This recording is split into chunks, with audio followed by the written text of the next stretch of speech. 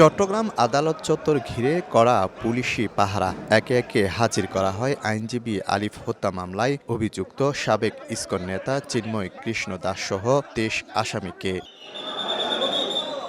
সোমবার সকালে বিভাগীয় দ্রুত বিচার ট্রাইব্যুনালে শুরু হয় অভিযোগ গঠনের শুনানি।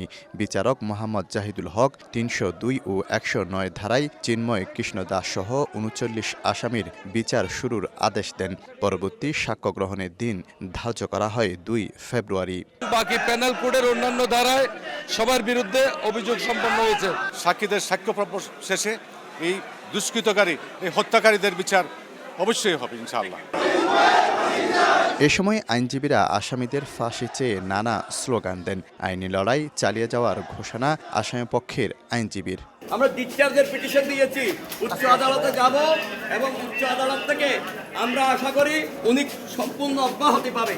২০২৪ সালের ২৬ নভেম্বর রাষ্ট্রদ্রোহ মামলায় আদালতে হাজির করা হয় সাবেক ইসকন নেতা চিন্ময় কৃষ্ণ দাসকে। এ সময় সংঘর্ষ চলাকালে আইনজীবী সাইফুল ইসলাম আলিফকে কুপিয়ে হত্যা করেন চিন্ময়ের সমর্থকরা। এ ঘটনায় নিহতের বাবা একটি হত্যা মামলা করেন।